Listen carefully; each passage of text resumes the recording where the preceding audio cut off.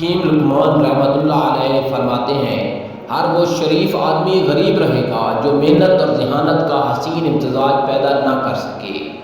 وقت کو ضائع کرتے وقت یہ مت بھولو کہ وقت تمہیں بھی ضائع کر سکتا ہے۔ اپنے پڑوسی پر بدی کا منصوبہ مت باندھ، جس حال میں ہے وہ بے فکر ہو کر تیرے پاس رہتا ہے۔ اچھا بننا مشکل ہوتا ہے، جبکہ اس کے برعکس برا بننا بہت آسان ہوتا ہے۔ طرز زندگی اور نظریہ حیات پر سب سے پہلے خاندانی تربیت کا اثر پڑتا ہے، چنانچہ نسل کی تربیت ماں پر منحصر ہے۔ کسی والد کے لیے سب سے اچھا عطیہ اپنے بیٹے کو اچھے اخلاق سکھانا ہے۔ کتنے نادان ہیں جو لوگ اس خیال میں گناہ کرتے ہیں کہ بڑھاپے میں ان کی تلافی کر لیں گے۔ اپنے بچوں کو نیکی کا راستہ دکھلاؤ، وہ اس پر چل کر خوش رہیں گے، ورنہ وہ ذلیل و خوار ہو کر رہ جائیں گے۔ عین فقیری اور عاجزی انکساری سے بہتر ہے کہ بندہ اپنے اندر کی میں کو مار دے۔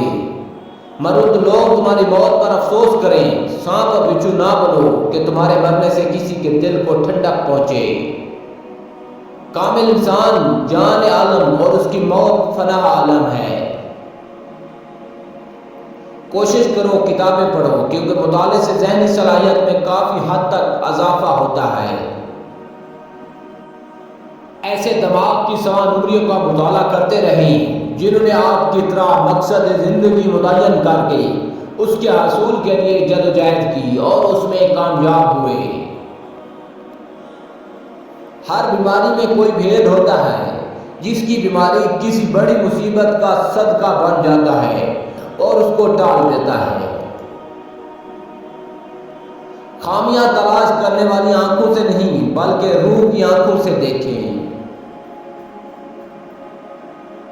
عورت رو رہی ہو تو یہ اس بات کی نشانی ہے کہ وہ کوئی جال بچھانا چاہ رہی ہے، کیونکہ رونا تو خود عورت کا ایک بہت بڑا جال ہے۔